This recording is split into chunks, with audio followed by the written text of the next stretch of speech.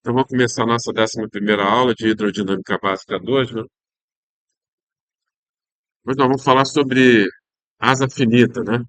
Então, o que nós vimos na aula passada, nós falamos sobre aerofólio. No caso do aerofólio, o escoamento é bidimensional, tá? Você não tem efeitos tridimensionais. Na aula de hoje, nós vamos falar sobre asa finita. Ou seja, aerofólio, na verdade, é uma asa infinita, né? É uma asa infinita onde você não tem efeitos tridimensionais. O escoamento é bidimensional. No caso da asa finita, você tem efeitos tridimensionais, tá? Então, por exemplo, essa figurinha aqui, ó, mostra o avião, né, se aproximando, vindo na nossa direção, tá? Então, aqui embaixo, você tem CP positivo, né? Coeficiente de pressão é positivo. A pressão aqui embaixo é maior do que a pressão do escoamento livre. Já no dorso da asa, a pressão é menor do que a pressão do escoamento livre, você tem CP negativo, tá? Então, o que que vai acontecer? A tendência é o escoamento contornar a ponta da asa, tá? Ele vai contornar a ponta da asa e isso combinando com o escoamento incidente vai gerar um turbilhão na ponta da asa, tá?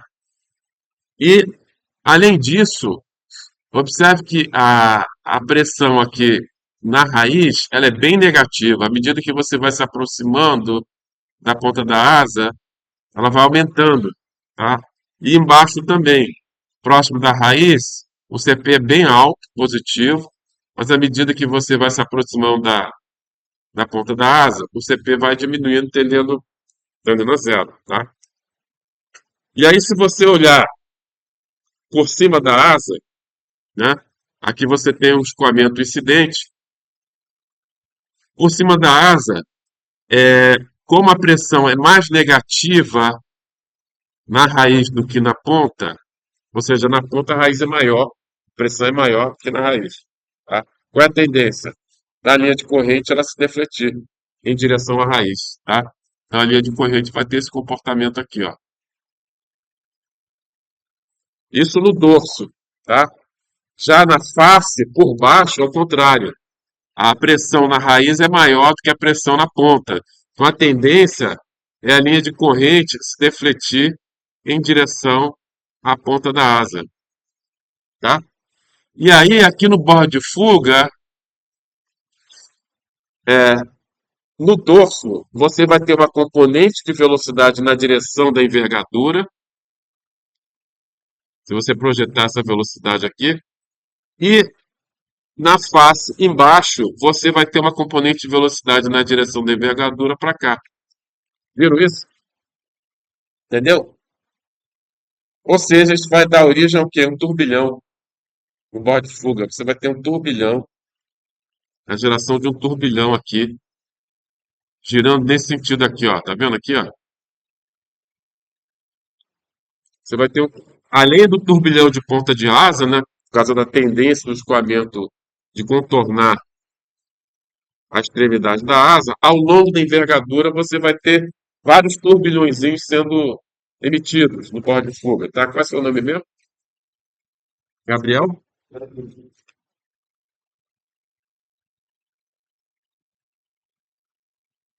Gabriel Pires, né? Enxergaram aí a física do problema? Tá?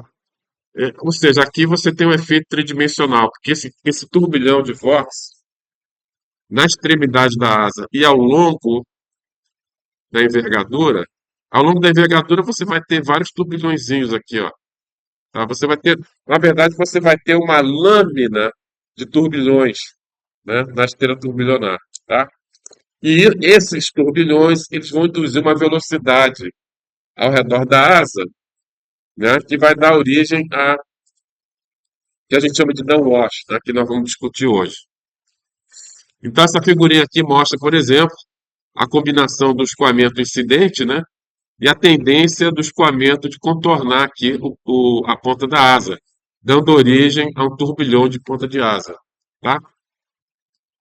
Aqui Você vê aqui o turbilhão de ponta de asa. E aí, o que que vai acontecer? Né? Como a asa ela é finita, você vai ter um efeito tridimensional, que é a geração desse turbilhão de ponta de asa. Esse turbilhão de ponta de asa, ele vai induzir, né, ao longo da envergadura, uma velocidade para baixo. Ela vai induzir uma velocidade para baixo que a gente chama de downwash, tá? Ao longo da envergadura, tá? E fora da envergadura, você vai ter o que a gente chama de upwash, tá? Upwash aqui também, upwash.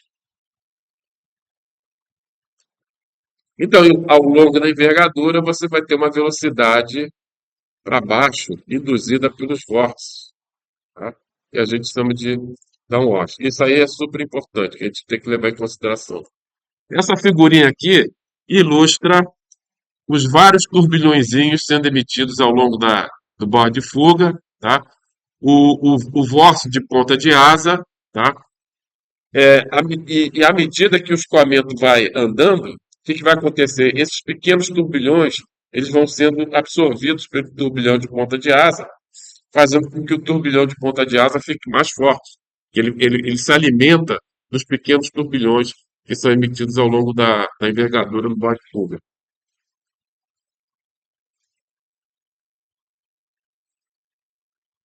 Não, ela pode ser simétrica, mas se ela tiver ângulo de ataque, vai acontecer. Por causa da sustentação, né?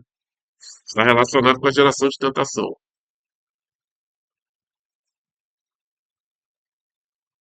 Isso a gente vai ver. Isso é importante. Na verdade, esse downwash, ele não é legal, entendeu? Isso vai fazer com que a asa finita gere menos sustentação do que uma asa de escoamento bidimensional, tá? E justamente o downwash, ele vai diminuir o ângulo de ataque efetivo da asa, tá? Então ele é prejudicial, é uma coisa desejada. Inclusive, é, não sei se vocês já perceberam, né, que os aviões hoje em dia, eles têm uma asinha para cima, não tem? É para diminuir esse efeito do vórtice de ponta de asa, entendeu? Para reduzir o downwash. E isso também, você está gastando energia ali atrás, né? Quando você gera esse vórtice na ponta da asa, isso aí é energia, né? Que vem do combustível, tá certo? E isso se reflete no aumento de arrasto. Essa energia que está sendo gasta para gerar esse turbilhão se reflete no surgimento de um arrasto adicional, tá? Que a gente chama de arrasto induzido. Oi? Os aviões do exército. Não tem, não tem. Só os aviões de cruzeiro, né? Só os aviões de cruzeiro. O quê? Supersônico? Olha, na verdade, o que que acontece? Isso é mais usado em avião de cruzeiro, de transporte de passageiro, porque as distâncias são longas, entendeu? E aí, realmente, é, esse efeito de downwash vai causar um aumento do consumo de combustível considerável, chegando a 25%. Avião de caça não, cara. Avião de caça, ele, para começar, ninguém ali está preocupado com o dinheiro, né? Tá legal? Você não tem passageiro pagando passagem ali. Então, e, e realmente, como os percursos são menores, tá? O avião sobe, faz a operação dele e volta, né? Não vale a pena você colocar um winglet ali, tá? Você não vai ter muito ganho nisso. E além do mais, o cara não está preocupado com consumo de combustível, porque é sustentado pelo governo, né? O governo que está pagando lá o voo Aliás, o voo desses caças aí é caríssimo, né? É caríssimo, US$ 100.000 por hora, para você ter uma ideia. Dependendo do caso que for, né? Varia muito, tá? Mas US$ 100.000 por hora é muita coisa, né? Muita coisa.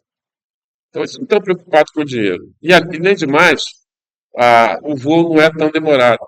Né? Ele decola, sei lá, decola do porta-aviões, vai lá, faz a missão e volta. Tá? Já avião de cruzeiro não, pô, ele sai daqui do Rio de Janeiro, vai lá para a Europa, então a distância é muito grande. Então realmente o arrasto do Z ali pesa bastante, por causa do percurso muito grande, tá? E, e a ideia realmente é você reduzir o consumo de combustível para você baratear as passagens, tá? Fazer passagem mais barata. Aqui mostra uma visualização, né, experimental, né? Você tem uma asa. Você percebe aqui, isso aqui deve ser, essas linhas aqui são fumaça, né, que eles jogam no escoamento. Você consegue ver os turbilhões sendo emitidos aqui no bordo de fuga e sendo absorvidos pelo turbilhão de ponta de asa, tá vendo? Viram isso? Tá? E aí, quando o turbilhão de ponta de asa ele absorve esses pequenos turbilhões emitidos na bordo de fuga, ele se torna mais forte, tá? Ele fica bem mais forte.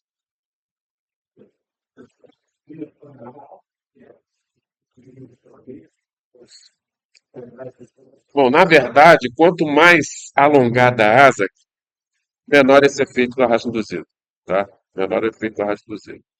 Mas de qualquer jeito, ele vai absorver, né? Ele vai absorver os vórtices mais próximos, ele vai absorver, mesmo que a asa seja.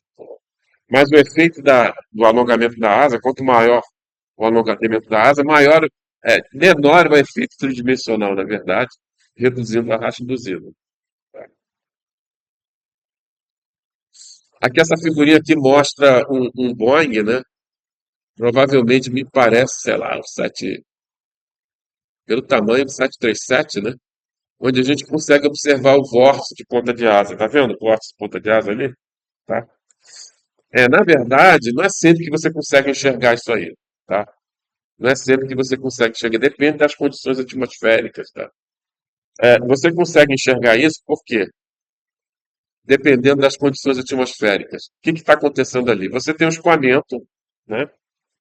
Um escoamento livre, e de repente, esse escoamento, essas partículas que vêm lá do escoamento, elas entram no interior do vórtice. Tá? E no interior do vórtice, o que acontece no interior do vórtice? A pressão é baixa. Tá? Então você tem uma queda de pressão violenta ali dentro do vórtice. Como o processo é praticamente adiabático, e o escoamento não tem tempo de troca de calor, a temperatura cai também, podendo atingir o ponto de orvalho e ocorrendo a condensação da água, tá? A condensação do vapor de água, tá? E aí você consegue visualizar o turbilhão de ponta de asa. Nem sempre isso acontece, depende das condições atmosféricas. Ali, rapaz, ali eu acho que tem a ver com o motor, né? Isso ali sai do motor, tá? Que você tem a queima do querosene, né? O que vai sair ali? Vapor de água, né? Vai sair vapor de água e gás carbônico, naturalmente, mas vai sair vapor de água também, tá? E aí, como a temperatura lá é baixíssima, né? A temperatura é menos 50 graus, bem baixa. Quer dizer, a coisa cristaliza, né? Você gera cristais ali de gelo, entendeu? Formando aquele rastro. Mas é por causa da temperatura. A temperatura é bem baixa lá, tá? Aí você consegue observar na formação de nuvens, né? O vórtice, né? Você consegue ver o vórtice, ponta de asa. E aqui também, né? As nuvens fazendo um coraçãozinho, né? Bonitinho. Então, beleza, pessoal? Entendendo o que é a diferença de você ter um aerofólio de envergadura infinita e uma asa finita? Uma asa finita você tem efeito tridimensional, tá? E tipo o quê?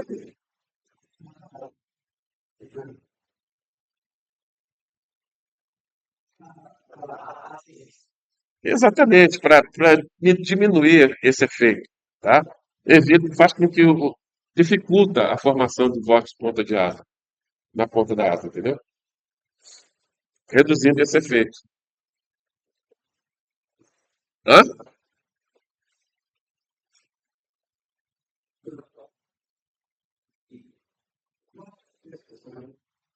Não, porque não está gerando sustentação. A princípio, a parte de cima não está gerando sustentação, entendeu?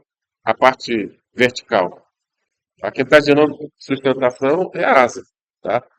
Então, se você não tem winglet, pô, o escoamento contorna a ponta da asa. E quando ele contorna, combinando com o escoamento incidente, vai gerar um vórtice. Se você tem winglet, dificulta o escoamento contornar, passar de baixo para cima, entendeu? Não quer dizer que elimine totalmente, mas diminui bastante, tá?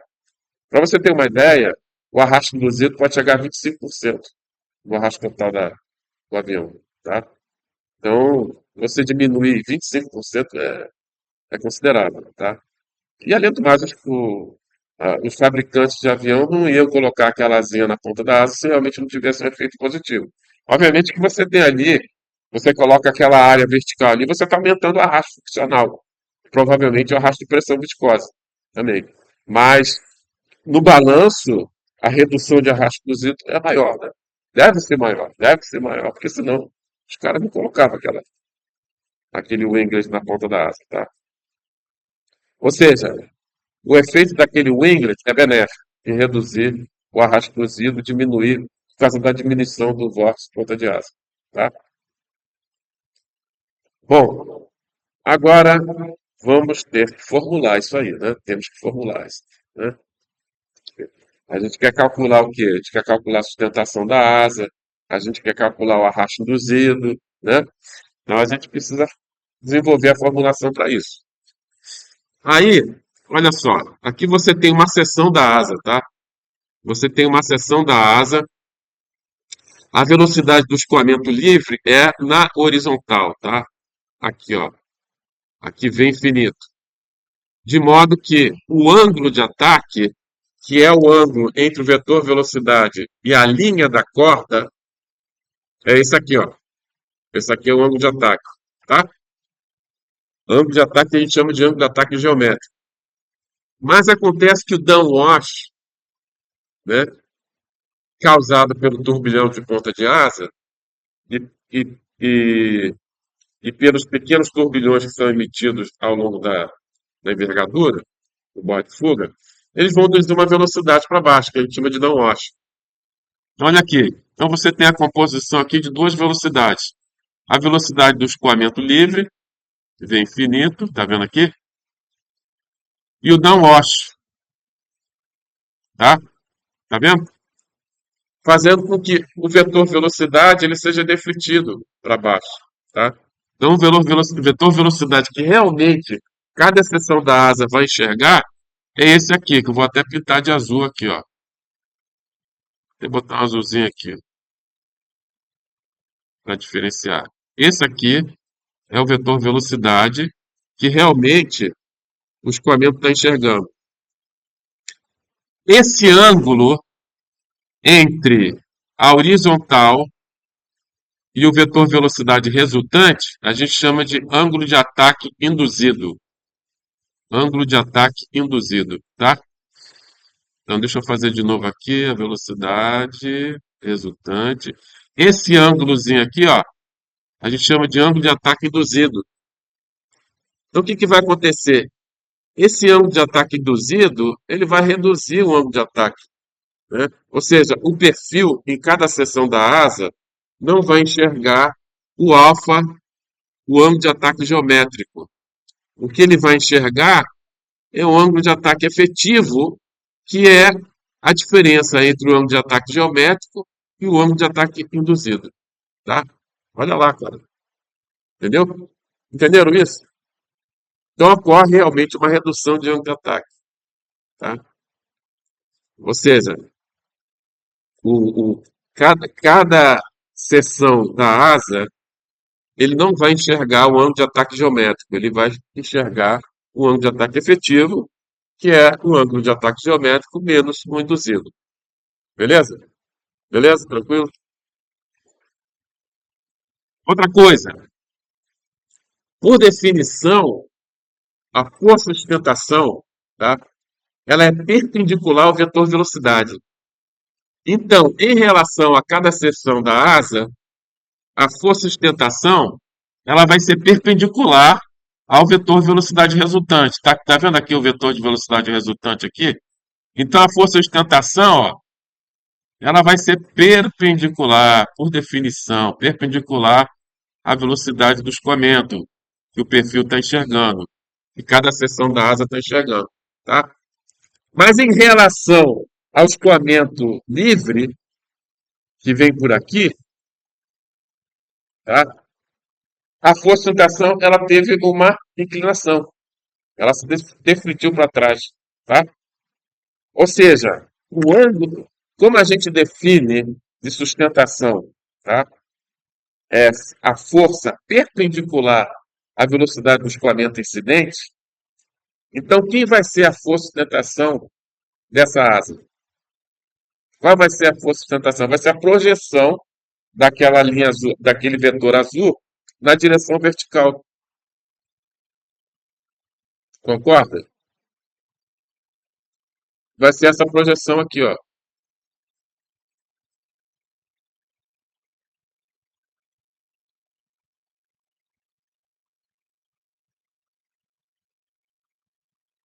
Entenderam isso? Tranquilo? Ou seja, a força realmente de sustentação que está sendo gerada pelo perfil, ela vai ter uma inclinação, tá? Em relação à vertical. Ela vai ser inclinada em relação à vertical. Por quê? Porque essa força de sustentação ela é perpendicular ao vetor de velocidade resultante. Logo, em relação ao ângulo de ataque geométrico, em relação à velocidade do escoamento livre, tá? Onde realmente a gente define a sustentação da asa, você pode observar que a sustentação da asa ela diminui. E vai ser só a projeção do vetorzinho inclinado ali. Enxergaram isso? Oi? A projeção é o vermelho. Projeção é o vermelho. O azul é a força de tentação gerada por cada seção da asa, tá?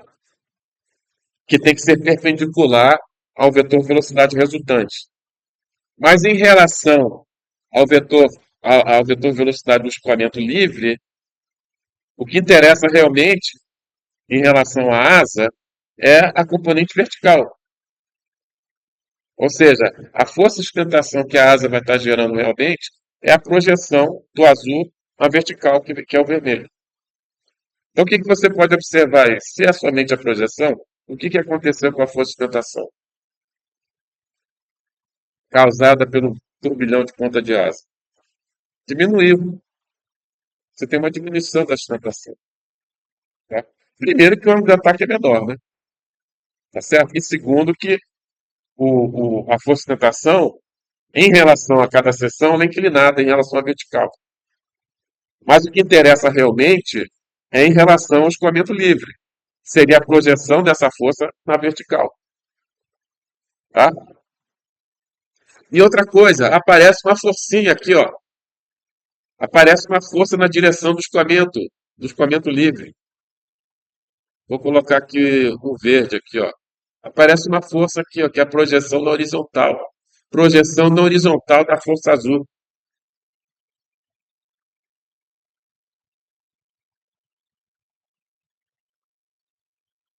Viu? Hã? Acabou o quê? Cara, não estou escutando você. Ah, agora viu, tá? Então, o fato da força de sustentação de cada seção estar inclinado, isso vai causar uma redução da força de sustentação em direção na vertical, porque realmente a sustentação que interessa para a gente é a força perpendicular ao escoamento livre, tá? E você vai ter o aparecimento de uma força na direção do escoamento livre também, que a gente chama de arrasto induzido, tá? Enxergaram isso? Tá claro? Então veja que esse efeito de asa finita, efeito tridimensional, você tem uma redução da força de sustentação e um surgimento de uma força de arrasto que a gente chama de arrasto induzido, tá? Então vamos formular isso aí. Para a gente formular, eu vou apresentar para vocês aí o filamento de vórtice, tá? O filamento de vórtice. Você pode pensar, o que seria um filamento de vórtice? Na prática aí você pode pensar com um tornado. Já viu um tornado? Às vezes ele não é necessariamente reto. Ele é inclinado, ele faz curva e tudo, tá? Que nem um filamento de vórtice, certo? Então, apresento para você matematicamente aqui o nosso filamento de vórtice tridimensional, tá? E esse filamento de vórtice tem uma intensidade gama e ele induz uma velocidade ao redor dele, né? Por exemplo, no ponto P. Você tem uma velocidade induzida no ponto P por esse filamento de vórtice, que pode ser obtido através da lei de Biot-Savart. Já ouviu falar da lei de Biot-Savart? Já? Hã? Física 3, né? Ou seja, você tem um fio atravessado por uma corrente induzindo um campo magnético, tá? Você usa a lei de Biot-Savart para calcular o campo magnético gerado. Aqui é a mesma coisa, tá? Você tem um filamento de vórtice, tá? Que vai induzir um campo de velocidade, tá? É exatamente a mesma coisa. A gente trabalha com a lei de Biot-Savart, tá? Que, aliás, aquilo ali no eletromagnetismo, aquilo ali é representado pela equação de Laplace, né? Aquele efeito ali é governado pela equação de Laplace. Ou seja, essa lei de Biot-Savart é uma solução da equação de Laplace, tá? É uma solução da equação de Laplace. E o campo induzido, o campo de velocidade induzido por esse filamento de Vos é uma solução da equação de Laplace, tá? Por isso que a gente usa a lei de Biot-Savart, tá? Ou seja, o, a velocidade elementar induzida por um segmento de filamento dl é dp, dv no ponto P, que vai ser dado por gama, onde gama é a intensidade do filamento, né, filamento de vórtice, dividido por 4π, produto vetorial entre dl e o vetor posição r, que é esse vetor aqui, ó. Esse vetorzinho aqui, tá vendo? Esse vetor posição aqui, ó. dl vetor r dividido pelo módulo de r elevado ao cubo. Beleza? Então estão apresentados aí ao filamento de vórtice e a lei de Biot-Savart. Agora, vamos considerar um filamento reto, um filamento de vórtice reto e infinito. Ele vai de menos infinito a mais infinito. Eu quero saber a velocidade total induzida no ponto P, cuja distância ao filamento é h, tá? Então, o que eu tenho que fazer? Eu tenho que pegar aqui, usar a lei de Biot-Savart, tá? Utilizar a lei de Biot-Savart. Para fazer isso, eu preciso calcular dl vetor r. dl vetor r, tá? Quem vai ser dl vetor r? dl vai ter módulo dl na direção y. Aqui é a direção y, para cá vai ser a direção x e a direção z é para cá. Tá legal? Então, por isso que o vetor dl, que é o vetor elementar aqui, tangente ao segmento dl, é esse vetorzinho aqui, o vetor dl vai ter módulo dl, j chapéu, porque ele está na direção y, tá? E r é esse vetorzinho aqui, ó. Esse vetorzinho que sai aqui do meu elemento, né, e vai até o ponto P.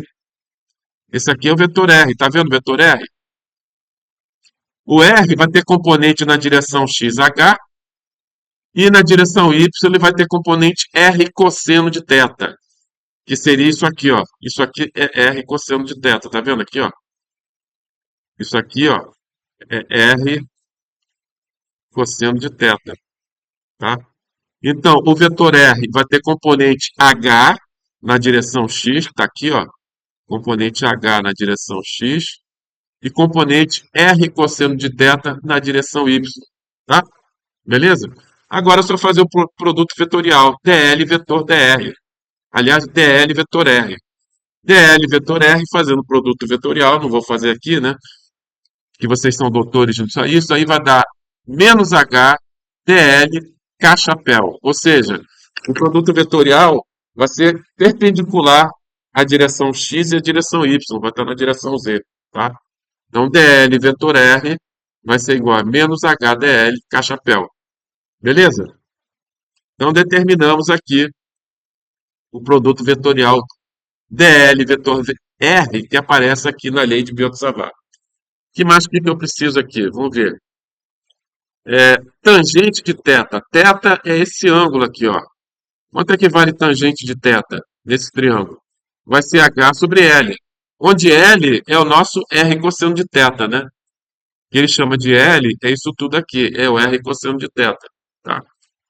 Então, tangente de θ vai ser igual a H sobre L, tá? Ou seja, L vai ser igual a H cotangente de θ. Diferenciando dl, isso vai dar dl, diferenciando L, isso vai dar dl igual a menos H cossecante ao quadrado de θ dθ. Beleza? Tá? Ou seja, veja que tangente de θ é igual a H sobre L. Logo, L vai ser igual a H cotangente de θ. Diferenciando essa equação, você vai obter dl igual a menos H cossecante ao quadrado de θ dθ. Tá? Por outro lado, seno de θ vai ser igual a H sobre R.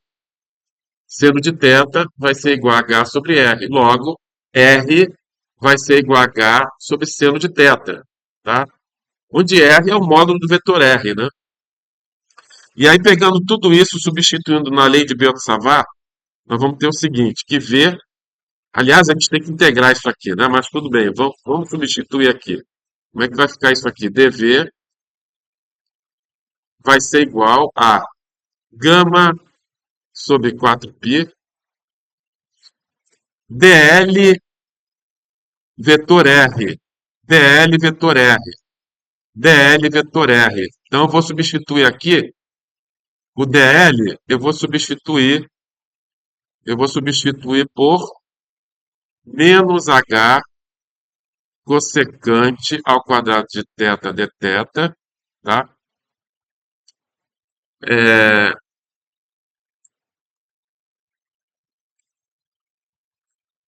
o dl, né? Menos H cossecante ao quadrado de θ. Ainda temos um Hzinho multiplicando aqui, isso aqui vai ficar ao quadrado, né? Isso aqui vai ficar ao quadrado. Que mais? Cachapel dividido por o módulo ao cubo. O módulo ao cubo vai ficar o quê? H ao cubo dividido por seno de θ ao cubo. Tá? Estão de acordo com isso aí?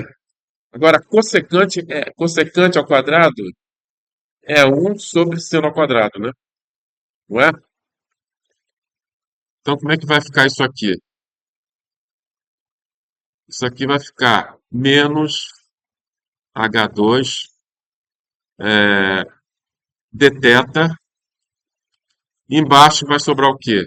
Vai sobrar seno ao quadrado de θ vezes H3 dividido por seno ao cubo de θ. Cachapel, né? O H2 aqui você pode cortar com esse 3 aqui, né? É, o seno ao quadrado você corta com esse cubo aqui, vai sobrar o quê? O que vai sobrar aqui? Escrevendo aqui embaixo, dV vai ser igual a, esqueci do gama, né? Gama sobre 4π aqui. Gama sobre 4π. Então vai sobrar menos gama sobre 4π, né? Seno de θ dividido por H dθ cachapel. Viram isso? Viram isso?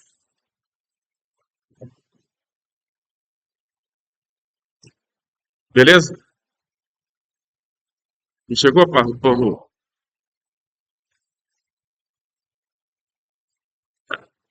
Bom, integrando, né, que a gente quer calcular, quer dizer, esse dV aqui é a velocidade induzida pelo segmento dl, por esse segmento dl aqui, vai ser dV. Para você saber a velocidade induzida por todo o filamento de vórtice, você tem que integrar de menos infinito até infinito, tá? Você tem que integrar de menos infinito até infinito. Então isso aqui vai ficar V vai ser igual a K-chapéu gama sobre 4πh integral de π a zero de seno de θ, tá? Seria integral de menos infinito a infinito, tá? Agora, quando o ponto, aquele ponto vai para menos infinito, para onde vai o θ, hein?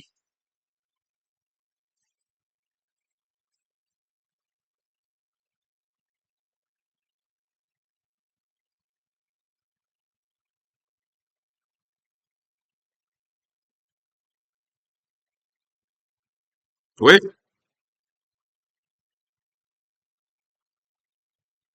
Pi, né? Perfeito.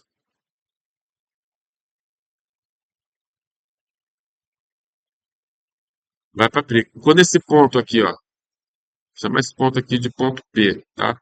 Chama esse ponto aqui de ponto P. Quando o ponto P vai para menos infinito, o ângulo θ vai para π.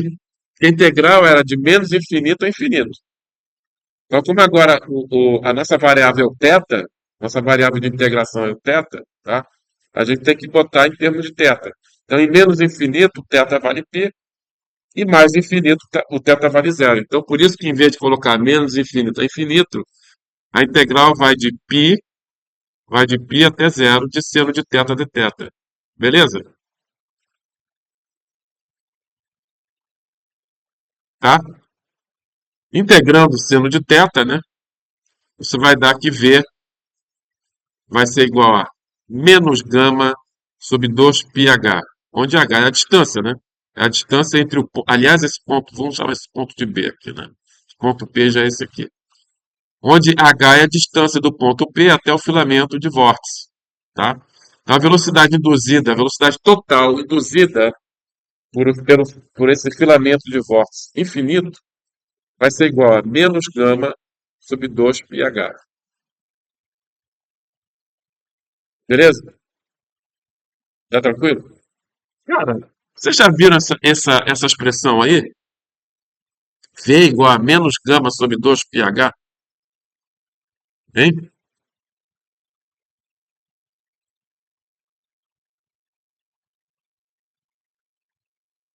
Isso não seria a velocidade circunferencial induzida por um vórtice na origem?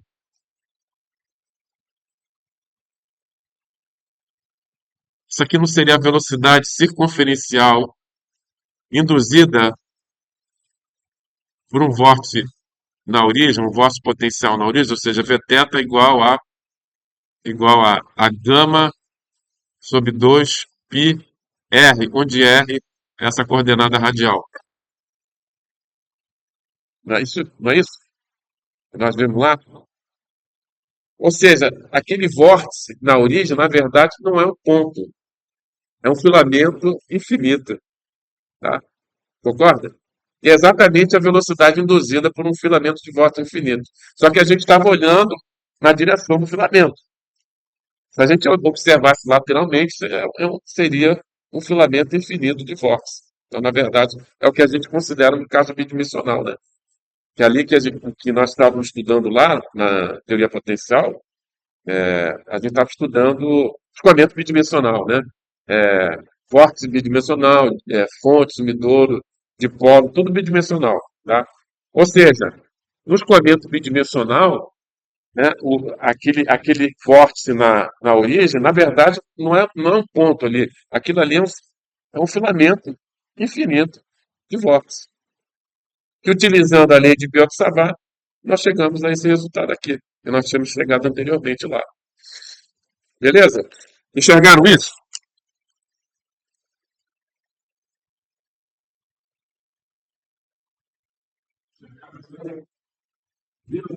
Viram uma coisa tem a ver totalmente com a outra, né?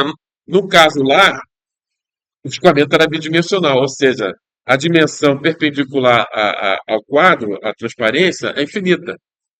O comprimento é infinito. Porque tem que ser um comprimento infinito para o escoamento ser bidimensional. Tá?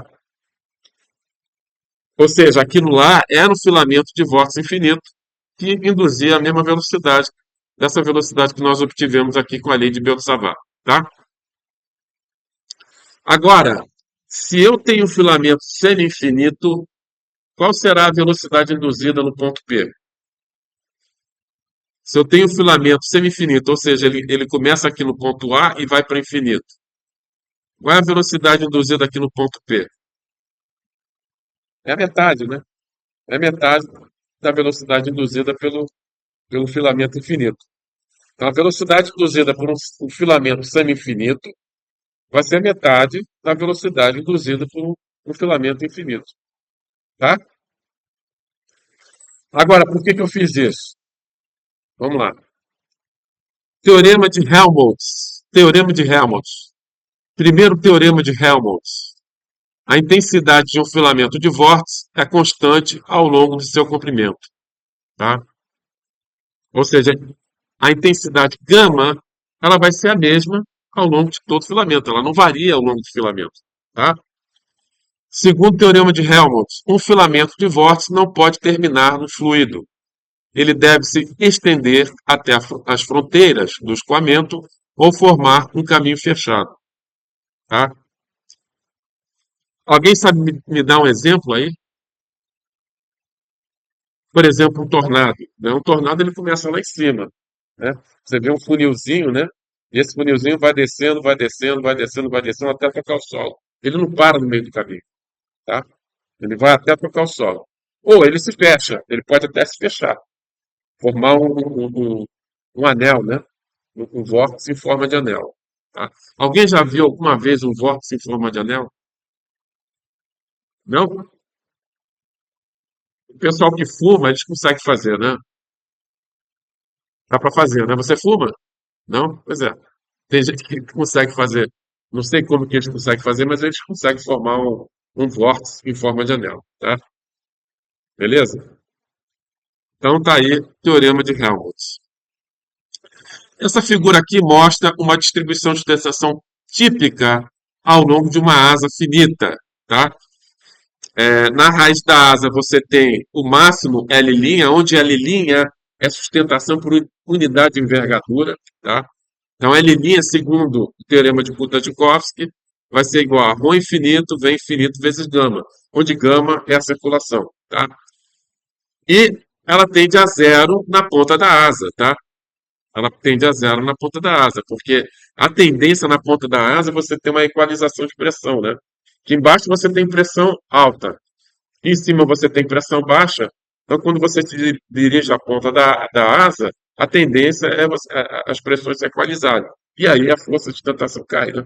Ela cai para zero, tá? Então ela é máxima na raiz e cai para zero nas pontas da asa, tá? E essa força por unidade de comprimento é dada pelo teorema de Kuta-Joukowski, tá? Beleza? Então você vê que esse teorema de Kuta-Joukowski é importante, né? E aí, o Prandtl, teoria da linha de sustentação de Prandtl. Aí desenvolveu esse modelo, cara, e incrivelmente que esse modelo funciona perfeitamente, tá? Então, em 1918, Prandtl apresentou um modelo bem sucedido do escoamento ao redor de uma asa finita, substituindo a asa por uma única linha de sustentação e uma lâmina contínua de vórtices de cauda, de intensidade γy, igual a d gama sobre dy. Então, o que ele fez? Ele pegou a asa, ele pegou uma linha e modelou a asa por uma linha. Tá vendo essa linha aqui, ó? Ele modela a asa por uma linha, chamada linha de sustentação de Prandtl, tá? Tá aqui a ponta da asa, coordenada y igual a menos b sobre 2, e aqui a outra ponta da asa, coordenada y igual a b sobre 2, onde b é envergadura total da asa, tá? E aí ele colocou um sistema de vórtice em ferradura. Olha o que que ele fez aqui. Vou fazer colorido aí para vocês enxergarem. Esse vórtice aqui, ó, que vai de infinito, ele chega aqui no ponto A, atravessa a envergadura, toda a envergadura da asa, chega no ponto F e volta para infinito. Por isso que é chamado vórtice ferradura, que ele tem a forma de ferradura, tá? E esse vórtice tem intensidade de gama 1, de gama 1, tá? Agora eu vou fazer com outra cor aqui, fazer um azul. Um outro vórtice ferradura que vem de infinito, com intensidade de gama 2, chega no ponto B, chega no ponto B, atravessa toda a asa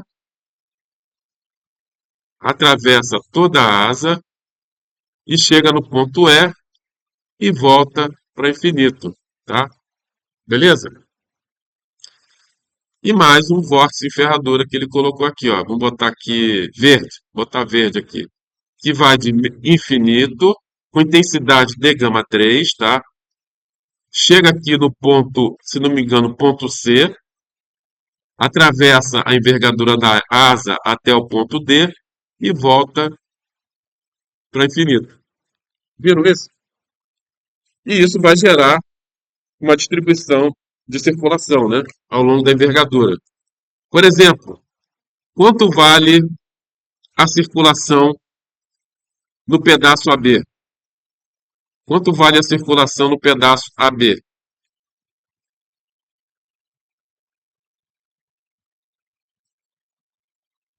Quanto vale a circulação no segmento AB? Melhor dizendo, segmento AB. Hã? De gama 1. Quanto vale a circulação no segmento BC? De gama 1 mais de gama 2.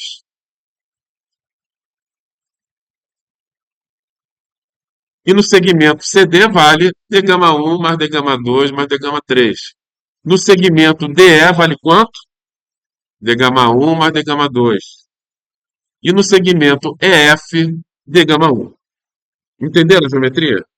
O que que o Prandtl fez? Não fui eu que fiz, foi o Prandtl, tá? Agora, digamos que você aumente indefinidamente o número de vórtices em ferradura. O que que vai resultar disso aí? Uma distribuição contínua de circulação ao longo da envergadura, tá? Uma distribuição contínua de vórtices em ferradura. Então você tem uma infinidade de vórtices em ferradura, né? Formando o que a gente chama atrás, na esteira da asa, formando o que a gente chama de lâmina de vórtices. Essa lâmina de vórtices é formada por vários filamentos de vórtices, que nem na asa, né, que eu mostrei para vocês, né, por causa daquele efeito, aquela geração de turbilhões no bode de fuga da asa, é o que está sendo simulado aqui pelo modelo aqui da teoria da linha de sustentação de Prandtl, tá? Beleza? Agora, entender o modelo de Prandtl? Cara, isso funciona, tá? Isso funciona. E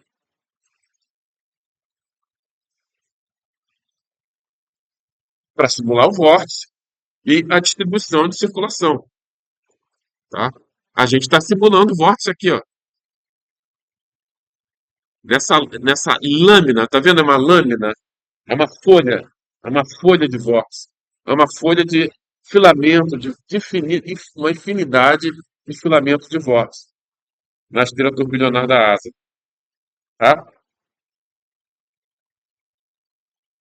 Ele está modelando com isso o turbilhão de ponta de asa e aqueles turbilhõezinhos que são emitidos ao longo da envergadura da asa, bordo de fuga, tá? E incrível que ele chegou a resultados excelentes, que batem com a experiência, no experimental, tá? Bate legal. Esse Prandtl, hein?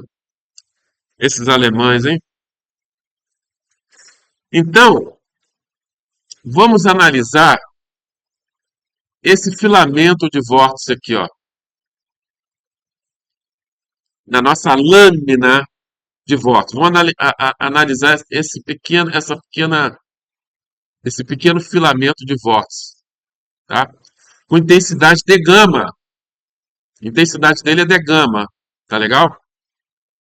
E a propósito, de gama, a gente pode escrever isso aqui como d gama dy dy, concorda? D gama dy dy. D gama, eu posso escrever isso como sendo d gama dy dy, concorda? Beleza? Agora, qual é a velocidade induzida por esse filamento de vórtice no ponto, nesse ponto aqui, de coordenada y0? Ele vai induzir uma velocidade dw, tá? Uma velocidade dw. Como do lado direito os vórtices eles estão girando nesse sentido, no sentido anti-horário, tá? Esse cara aqui, que está do lado direito da asa, ele vai induzir uma velocidade para cima, dw. Enxergaram isso? Tá? Já os caras daqui, ó,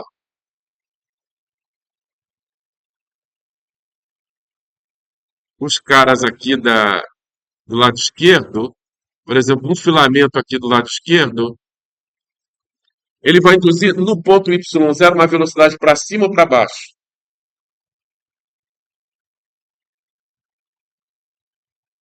Para baixo, tá? Então, lá no ponto y0, os caras da esquerda vão induzir uma velocidade para baixo e os caras da direita vão induzir uma velocidade para cima. Nem todos, né? Pelo menos os que vão da raiz até o ponto y0 vão induzir uma velocidade para cima. Depois do y0 até a ponta da asa, eles vão induzir também uma velocidade para baixo. O resultado é uma velocidade para baixo. Na hora que você integrar tudo, vai te dar o downwash, que vai ser uma velocidade induzida para baixo. Ou seja, lá naquele filamento, aquele filamento semi-infinito, lembra disso?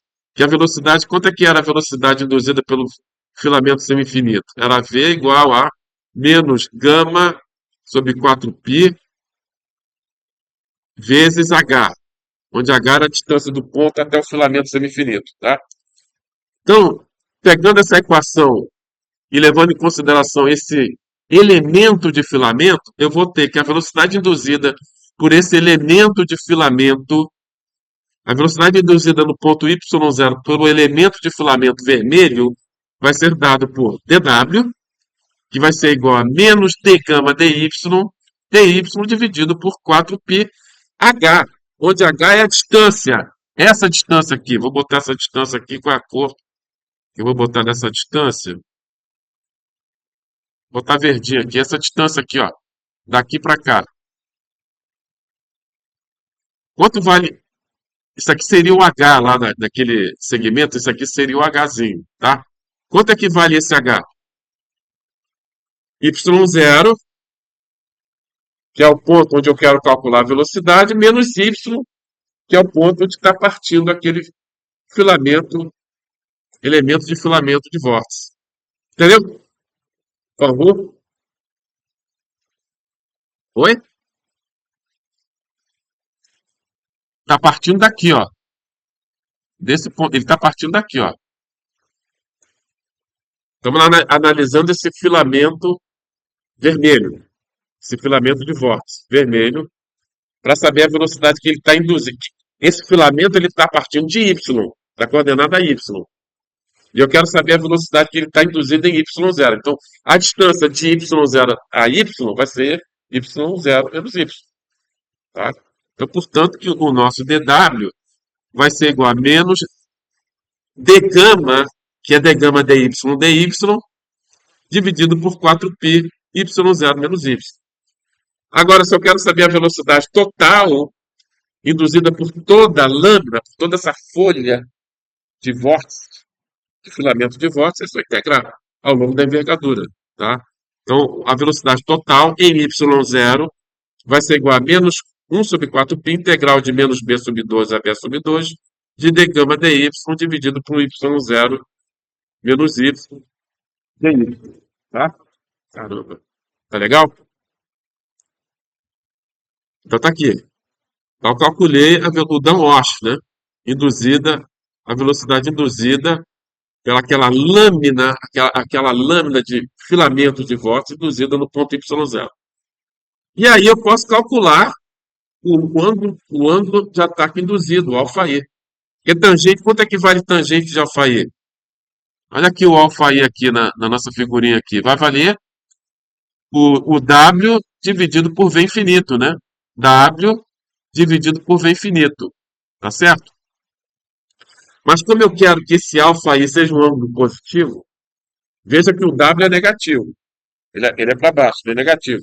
Mas como eu quero que esse ângulo induzido seja positivo, eu vou botar esse sinal de menos aqui, tá legal? Eu quero trabalhar com alfa induzido positivo. Então, tangente de alfa induzido no ponto y0 vai ser igual a menos w em y0 dividido por 1 infinito. Tá?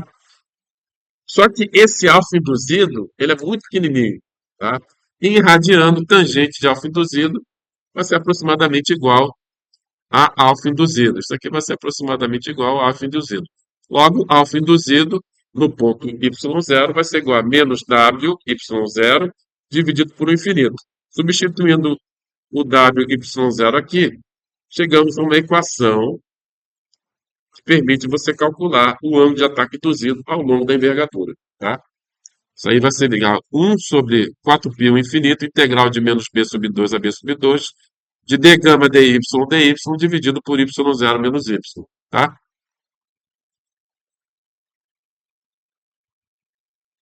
Agora, o coeficiente de sustentação do aerofólio,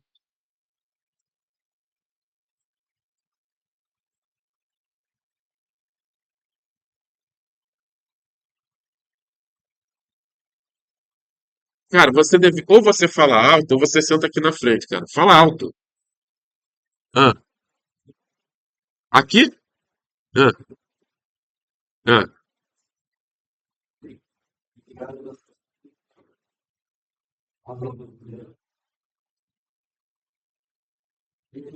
Entendeu? Cara, eu não consigo te escutar direito, cara. Ou você fala mais alto, ou você senta na frente, tá? Eu acho que sua voz é meio grave, e aí, sei lá, não dá para escutar direito aqui, tá? É, coeficiente de tentação do aerofólio na seção Y0. Coeficiente de sustentação do aerofólio, tá? Coeficiente de tentação do aerofólio. Ou seja, coeficiente de tentação da seção da asa em Y0, tá? Vai ser CL minúsculo, tá? Vai ser igual a A0, alfa efetivo em Y0 menos alfa para sustentação nula. Nós vimos na aula passada, na teoria do aerofólio fino, que a declividade da curva de sustentação do aerofólio é 2π, né? 2π vezes alfa. Mas se o perfil é arqueado, né, vai ser alfa menos o alfa para sustentação nula. Esse alfa aqui é o alfa efetivo que realmente aquela seção do aerofólio da asa está enxergando. Tá? Mas lembrando que L', quem é L'? É força de sustentação por unidade de envergadura. Força de sustentação por unidade de envergadura da asa. Vai ser igual a meio de ρ infinito ao quadrado vezes a corda vezes o CL da seção, tá? E isso segundo o teorema de Kuta-Joukowski, vai ser igual a ρ infinito vezes gama, em y0. Resolvendo essa equação para CL, temos que CL da seção da asa em y0 vai ser igual a 2 gama y0 dividido por 1 infinito CY0, tá? Substituindo na primeira equação, eu vou pegar esse cara aqui, ó. Isso aqui eu obtive do teorema de Kuta-Joukowski, tá? E pela definição de coeficiente de tentação. Agora eu vou pegar esse cara aqui, vou substituir aqui e vou resolver para alfa efetivo. Então, alfa efetivo vai ser igual a gama y0 dividido por π, o infinito vezes CY0, mais o ângulo de sustentação para sustentação nula. O ângulo de ataque para sustentação nula. Tá? Lembre-se, esse alfa efetivo é o ângulo de ataque que a seção da asa realmente enxerga, por causa do downwash. O downwash altera o vetor velocidade, né, fazendo com que a seção da asa não enxergue o ângulo de ataque geométrico, mas sim o ângulo de ataque efetivo. Tá? Agora, nós temos aqui o alfa induzido. Lembra que nós obtivemos o alfa induzido? Nós obtivemos o alfa induzido. Tá? Agora aqui nós obtivemos o alfa efetivo. Temos aqui o alfa efetivo. E nós sabemos que o alfa efetivo é igual ao alfa geométrico menos o alfa induzido. Então, substituindo esse cara aqui e esse cara aqui, vamos chegar a essa equação, que é conhecida como equação fundamental da teoria da linha de sustentação de Prandtl, tá? Que é uma equação integral, tá? É uma equação integral para obter quem? Quem que eu consigo obter aí, resolvendo essa equação?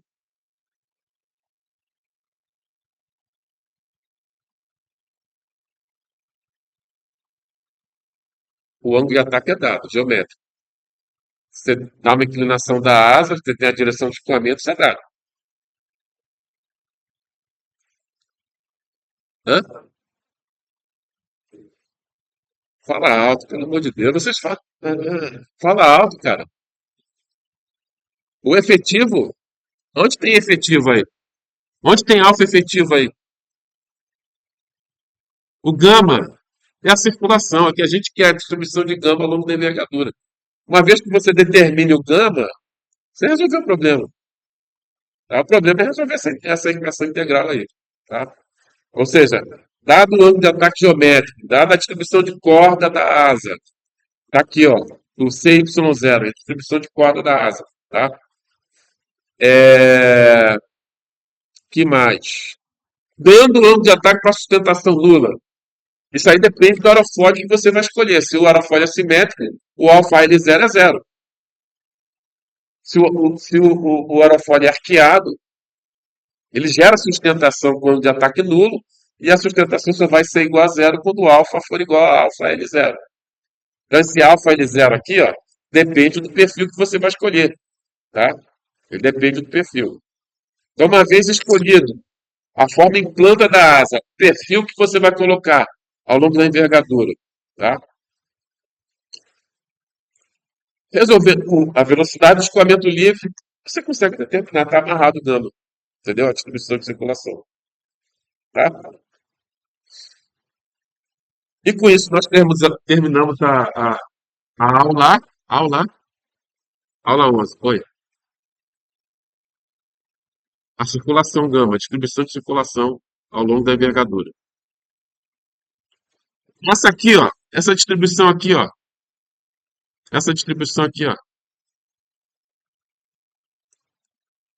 circulação ao longo da envergadura, tá? E com isso a gente encerra a aula 11.